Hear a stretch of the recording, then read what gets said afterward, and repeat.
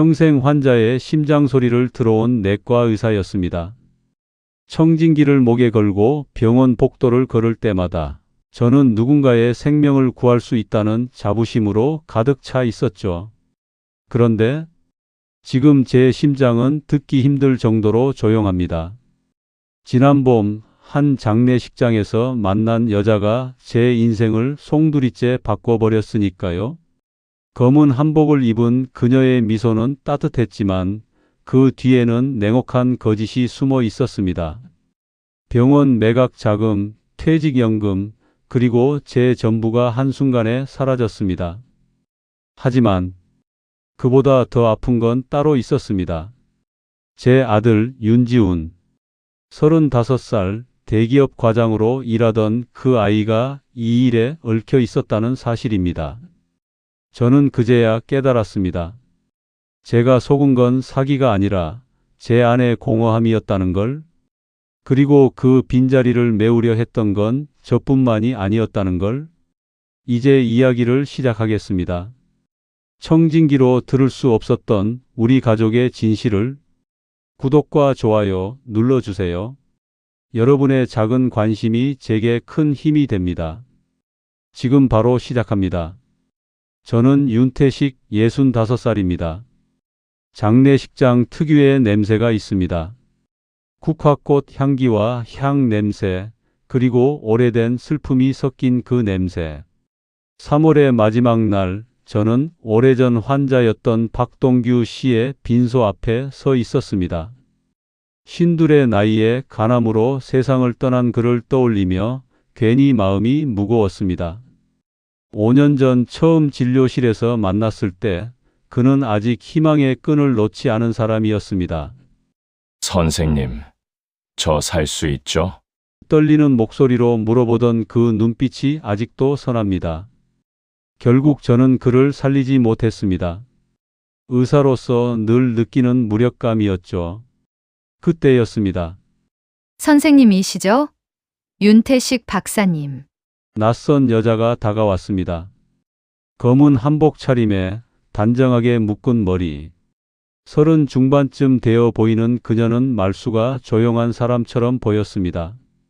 저는 서민주라고 합니다. 고인께서 선생님 말씀을 자주 하셨어요. 그녀는 조심스럽게 봉투 하나를 꺼냈습니다. 안에는 박동규 씨의 손글씨로 적힌 메모가 들어 있었습니다. 윤 선생님께 받은 은혜, 땅을 기부해달라. 어려운 이들을 위해 써주십시오. 저는 그 글씨를 보며 목이 메었습니다. 환자는 저를 기억했지만 정작 저는 그의 마지막을 함께하지 못했으니까요. 고인께서 경기도 포천의 작은 땅을 가지고 계셨어요. 생전에 자주 말씀하셨죠. 윤 박사님 같은 분이 의료 봉사를 위해 써주셨으면 좋겠다고요. 서민주는 명함을 건넸습니다. 미래의료복지재단 법무담당 서민주. 저희 재단에서 고인의 뜻을 이어받아 작은 진료소를 지으려 합니다. 선생님께서 자문을 맡아주시면 큰 힘이 될 것 같아요. 저는 조금 의심했습니다. 장례식장에서 처음 보는 사람이 이런 제안을 한다는 게 선뜻 믿기지 않았으니까요.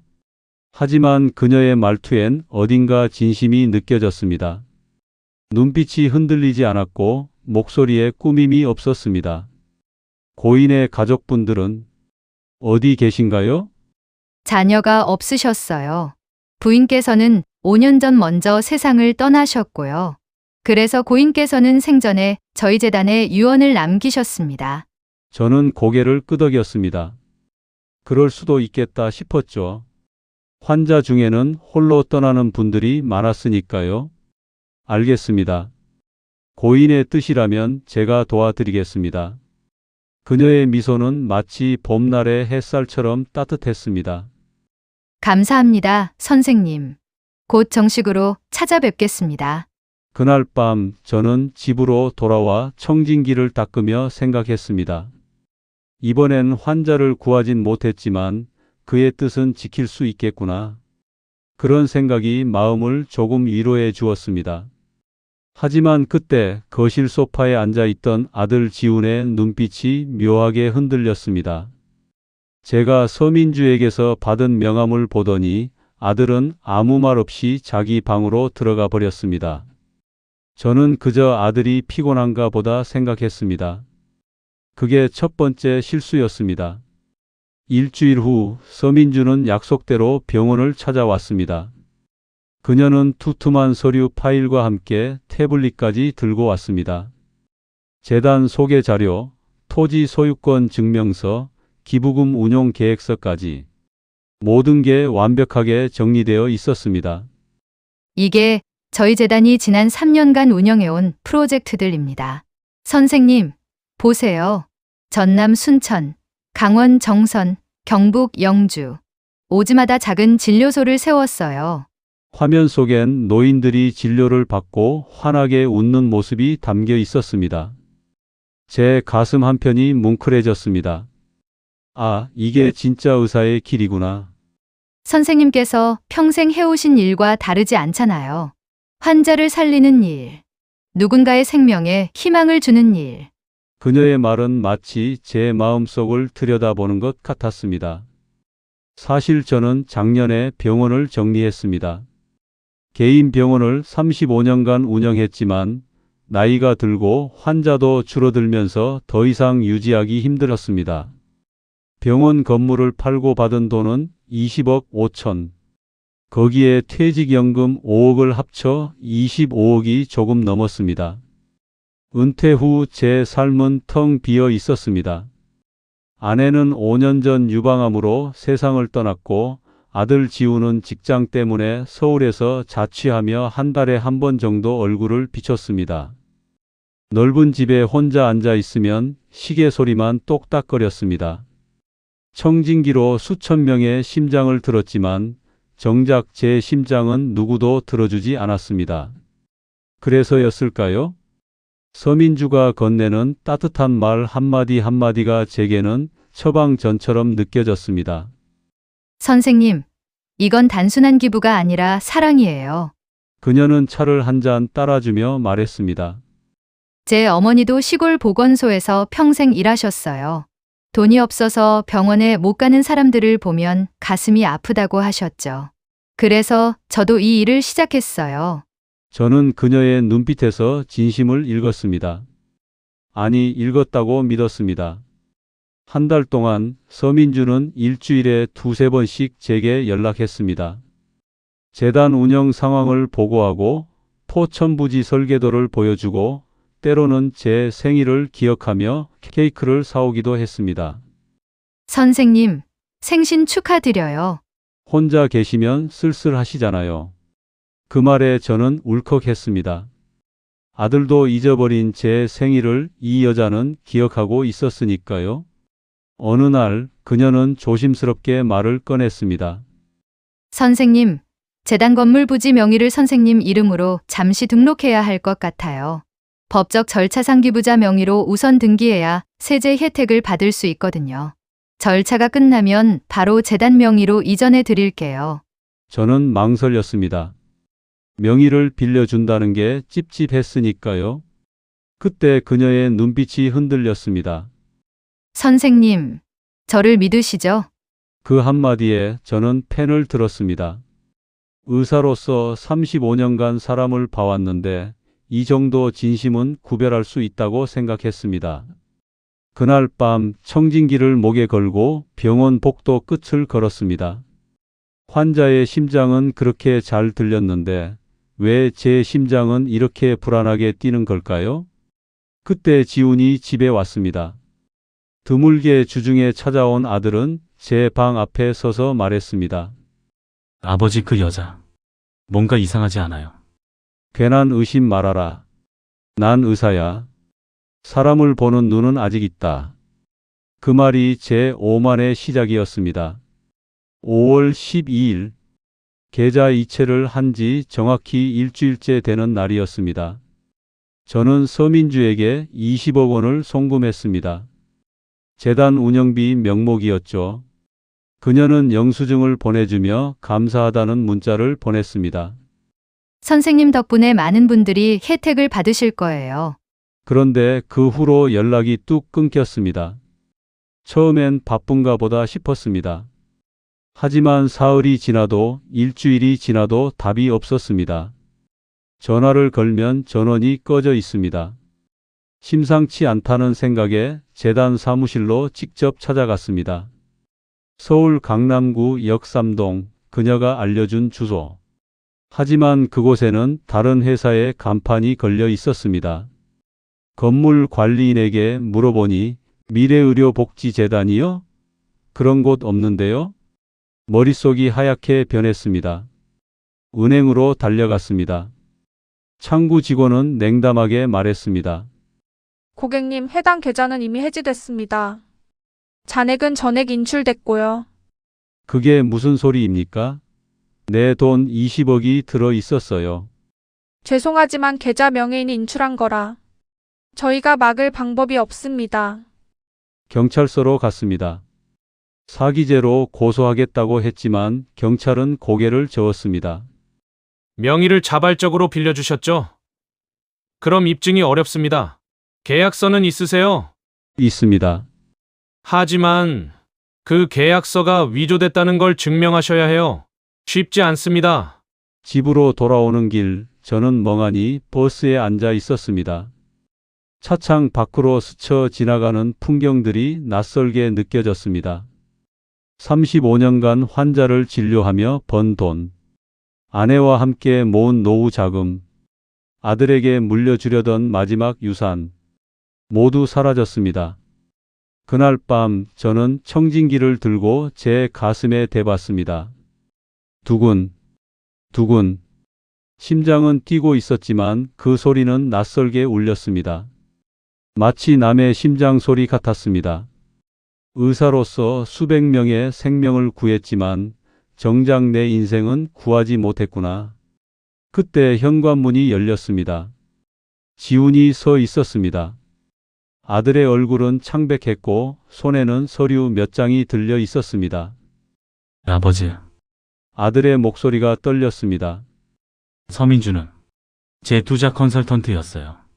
뭐? 작년부터 저도 그 여자에게 투자금을 맡겼어요. 회사 동료가 소개해줬는데 수익률이 좋다고 해서 9천만 원을 넣었습니다. 저는 아들을 멍하니 바라봤습니다. 그 여자가 저한테 말했어요. 아버지가 의사시라면 신뢰할 만한 분일 거예요. 함께 큰 프로젝트를 하면 어떻겠냐고. 지훈의 눈에서 눈물이 흘러내렸습니다. 저는 아버지가 재단 일을 돕는다는 걸 알고 괜찮은 일이라고 생각했어요. 그래서 제 돈도 더 넣었습니다. 추가로 3천만 원을. 그러니까 너도. 네, 저도 속았어요. 우리 둘 다. 그 순간 저는 모든 걸 이해했습니다. 서민주는 처음부터 계획했던 겁니다. 아들을 통해 저를 파악하고 장례식장에서 우연을 가장해 접근했던 거죠. 제 외로움, 아들의 욕심, 그리고 부자 사이의 미묘한 거리. 그녀는 그 모든 걸 이용했습니다. 지훈은 그날 밤 집을 나갔습니다. 아버지, 저 때문에 이렇게 된 거잖아요.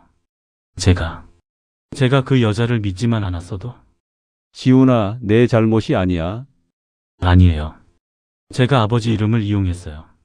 아버지가 의사라는 걸 말했고 그 여자는 그걸 믿고 접근했어요. 아들의 목소리는 자책으로 가득 차 있었습니다. 아버지는 늘 남을 도왔지만 정작 저를, 우리 가족을 몰랐어요. 무슨 소리냐? 저도 아버지가 얼마나 외로웠는지, 엄마 돌아가시고 혼자 얼마나 힘들었는지 저는 한 번도 물어보지 않았어요. 그 말에 저는 할 말을 잃었습니다. 사실 지훈의 말이 맞았습니다. 저는 늘 환자들의 아픔에는 귀 기울였지만 정작 아들의 말은 제대로 들어주지 않았습니다. 아들이 직장에서 힘들다고 할 때 저는 남자는 그런 거야 라고 말했습니다. 아들이 결혼 얘기를 꺼낼 때도 아직 이르다며 넘겨버렸습니다. 그리고 아내가 죽고 난 뒤 저는 아들에게 기대지 않으려 애썼습니다. 아들도 바쁜데 내가 짐이 되면 안 되지. 그런 생각으로 혼자 견뎠습니다.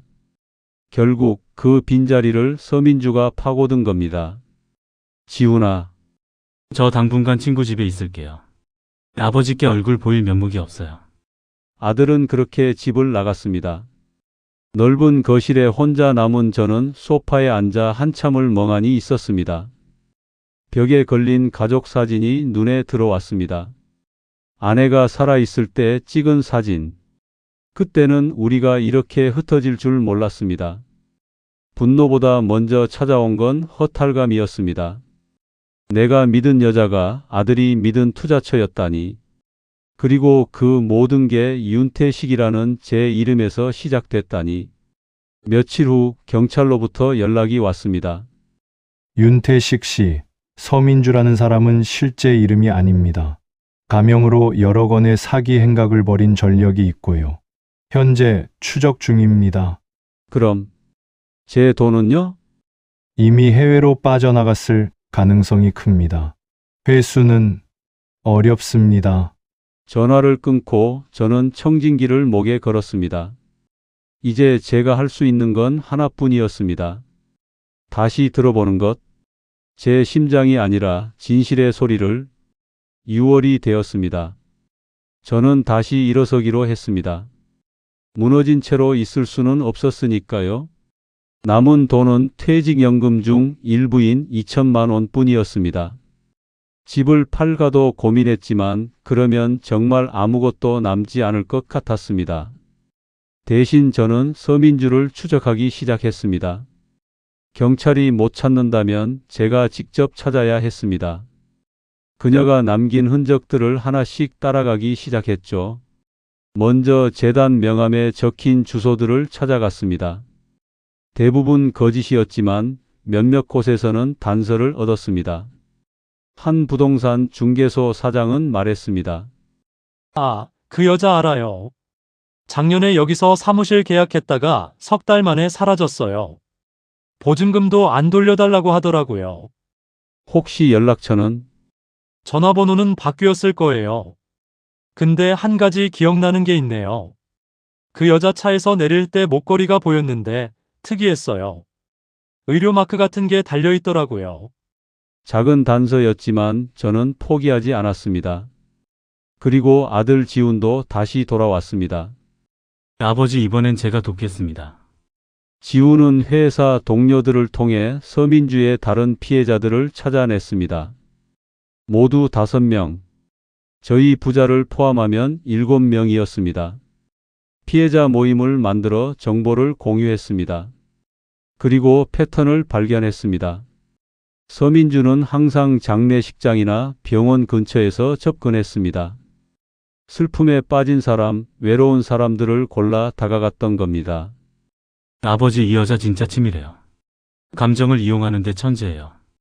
그래. 의사인 나도 속을 정도니까. 우리는 SNS, 부동산 거래 기록, 병원 CCTV까지 샅샅이 뒤졌습니다. 그리고 드디어 7월 중순 인천의 한 고급 카페에서 그녀를 발견했습니다. 서민주는 여전히 단정한 옷차림으로 다른 중년 남성과 차를 마시고 있었습니다. 또 다른 피해자를 만들고 있었던 겁니다. 저는 경찰에 신고하고 그녀가 카페를 나올 때까지 기다렸습니다. 경찰이 그녀를 체포하는 순간 서민주는 제 눈을 똑바로 쳐다봤습니다. 수갑이 채워진 손으로도 그녀는 미소를 잃지 않았습니다. 선생님, 아직도 저 믿으세요? 저는 청진기를 꺼내 제 귀에 댔습니다. 심장 소리가 들렸습니다. 하지만 이번엔 제대로 들렸습니다. 이젠 거짓도 숨소리로 들립니다. 그녀가 경찰차에 실려가고 저는 하늘을 올려다봤습니다.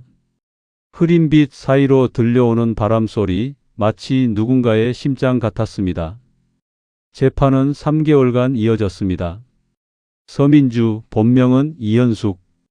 그녀는 총 15건의 사기 혐의로 징역 7년을 선고받았습니다. 피해액만 총 92억 원이 넘었습니다. 하지만 제 돈은 끝내 돌아오지 않았습니다. 해외로 빠져나간 돈의 행방은 묘연했고 몇몇 피해자들은 일부를 돌려받았지만 저희 부자는 단 한 푼도 건지지 못했습니다. 그래도 괜찮았습니다. 제가 되찾은 건 돈이 아니었으니까요. 10월의 어느 날 지훈이 짐을 들고 집으로 돌아왔습니다. 아버지, 제가 다시 여기서 살아도 될까요? 당연하지. 원래 내 집이잖아. 회사 그만뒀어요. 새로 시작하려고요. 아버지 옆에서. 지훈은 작은 무역 회사에 다시 취직했습니다. 연봉은 반으로 줄었지만 집에서 출퇴근할 수 있는 거리였습니다. 저녁이면 우리 부자는 함께 밥을 먹었습니다. 아버지, 오늘 회사에서 이런 일이 있었어요. 그래? 힘들진 않았니? 괜찮아요. 이제 제가 아버지를 챙길게요. 그런 대화들이 쌓여갔습니다. 35년간 환자의 심장만 들었던 제가 이제는 아들의 목소리를 듣고 있었습니다. 어느 날부터 저는 동네 보건소에서 자원봉사를 시작했습니다. 일주일에 2번 무료 진료를 하는 거였죠. 돈은 한 푼도 받지 않았습니다. 대신 청진기를 목에 걸고 할머니, 할아버지들의 심장을 들었습니다. 선생님, 고맙습니다. 별 말씀을요. 제가 더 고맙죠. 환자들의 감사 인사가 제 마음을 채워주었습니다. 서민주는 제게서 돈을 빼앗아갔지만 대신 더 소중한 걸 돌려줬습니다. 외로움이 무엇인지, 신뢰가 무엇인지, 그리고 가족이 무엇인지, 어느 겨울 저녁 아들과 함께 아내의 묘소를 찾았습니다. 엄마, 우리 이제 괜찮아요. 아버지랑 저 다시 시작했어요. 묘비 앞에서 아들이 말했습니다. 저는 청진기를 꺼내 제 가슴에 댔습니다. 두근, 두근. 이번엔 제대로 들렸습니다. 제 심장이, 제 아들의 심장이, 그리고 하늘에서 우리를 지켜보는 아내의 심장까지. 여보. 저는 하늘을 올려다보며 중얼거렸습니다. 덕분에 다시 들을 수 있게 됐어. 이젠 사람의 심장뿐 아니라 진심도 들을 수 있어. 청진기를 목에 걸고 묘지를 나서는 우리 부자. 차가운 겨울바람이 불었지만 제 마음은 따뜻했습니다. 이제 제 2번째 인생이 시작됐습니다. 그 이름은 복수가 아닌 회복이었습니다. 우리는 때때로 타인의 심장은 들으면서 정작 가장 가까운 사람의 목소리는 듣지 못합니다. 청진기로 들을 수 있는 건 심장 소리뿐이지만 진짜 중요한 건 귀가 아닌 마음으로 듣는 것입니다. 여러분의 청진기는 지금 누구의 심장을 향해 있나요?